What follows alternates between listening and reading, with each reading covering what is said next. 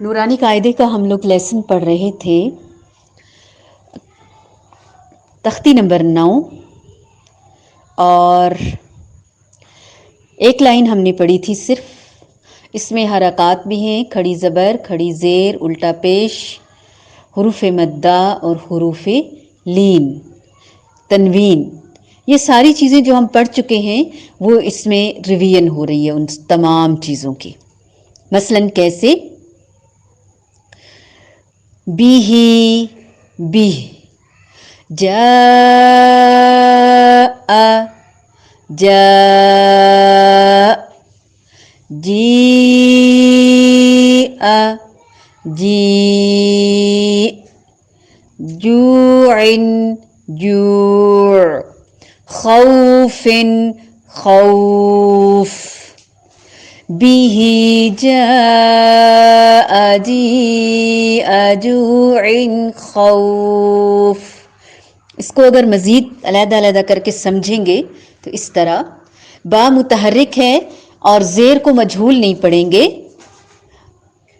نیچے والے ہونٹ کو نیچے کی طرف کرتے ہوئے بی پڑھیں گے، بے نہیں پڑھیں گے۔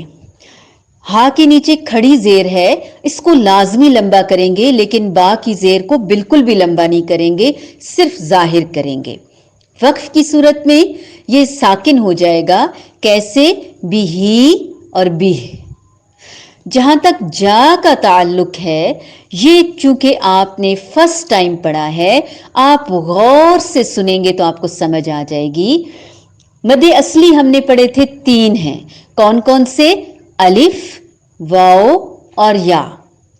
الف سے پہلے زبر، واو ساکن سے پہلے پیش اور یا ساکن سے پہلے زیر۔ جب بھی حروف مدہ یعنی ان تینوں کے بعد حرف حمزہ اسی لفظ میں آ جائے تو اسے مد متصل کہیں گے۔ متصل یعنی وصل، جڑی ہوئی مد۔ حروف مدہ بھی اور سبب مدہ بھی جڑے ہوئے ہیں، ایک ہی کلمے میں ہیں، ایک ہی لفظ میں ہیں، تو انہیں خوب لمبا کر کے کم از کم 5 الف کے برابر اگر ہم لمبا کریں گے تو پتہ کیسے چلے گا کہ اب 5 الف ہو گئے ہیں؟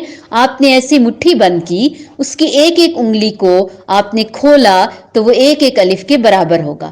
آپ نے 5 انگلیاں کھولی، جتنا ٹائم لگے گا اتنے ٹائم میں یہ مد ادا ہوگی۔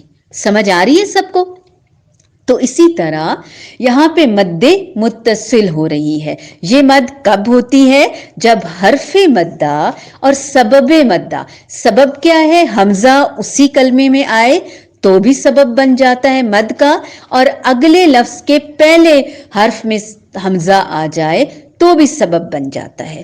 حمزہ کی شکل میں آ جائے یا الف کی شکل میں آ جائے، دونوں صورتوں میں بھی ایسے ہی ہوگا۔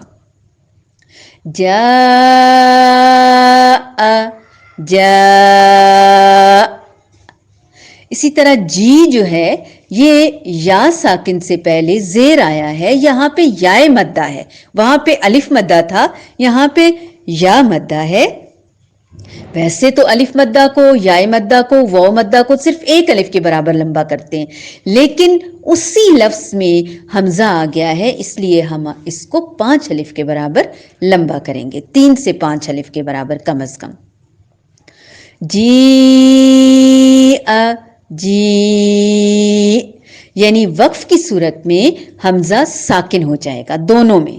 اسی طرح جوعن، جو پہ واو مدہ ہو رہی ہے، ہونٹ گول ہوں گے واو کی وجہ سے بھی اور پیش کی وجہ سے بھی۔ اگر آپ نے ہونٹ گول نہ کیے تو پیش مجہول ہو جائے گی، نمبر 1۔ نمبر 2، آپ کی آواز ہلکی سی ناک میں جائے گی۔ کیسے؟ 2 آوازیں نکالوں گی، ان میں سے بتائیے گا ٹھیک آواز کون سی ہے اور غلط آواز کون سی ہے۔ جوعن، جوعن، پہلے والی ٹھیک تھی، دوسرے والی غلط تھی۔ جوعن، جوع۔ اب جب اس کو ہم وقف کریں گے تو کیوں لمبا ہوگا؟ اس لیے لمبا ہوگا کہ حروف مدہ کے بعد आर्जी सुकून आ गया है, आर्जी वक्फ आ गया है, तो यहाँ पे मद्दे आरिज वक्फी होगा। यहाँ भी मद बन जाएगी आर्जी सुकून की वजह से कि हरूफ मद्दा के बाद अगर हम सुकून करेंगे, साकिन करेंगे, तो वहां पे मद्दे आरिज वक्फी होगी। ये हमने पिछली लाइन में पढ़ लिया था, इसी सबक में, इसी तख्ती में। जूइन जू, खौ, यहाँ पे वो साकिन से पहले जबर आई है, तो यहाँ पे लीन हो रहा है। लीन दो हरूफ पर होता है, वो साकिन और या साकिन, और दोनों से पहले जबर आती है। दोनों को नरमी से अदा करते हैं और लंबा नहीं करते। हाँ, लेकिन अगर आर्जी वक्फ आ जाए, सुकून हो जाए, तो यहाँ भी मद उसी तरह खींचेंगे, उसी तरह मद की अदायगी करेंगे जैसे हमने हुरूफ मद्दा के बाद आर्जी सुकून की सूरत में किया था। खौफिन, खौफ, यकीनन आपको समझ आ गई होगी। खा, वौ और फा तीनों हुरूफ के मखारिज का ख्याल रखा जाएगा, जॉइनिंग का ख्याल रखा जाएगा, अदायगी आसान तरीके से की जाएगी।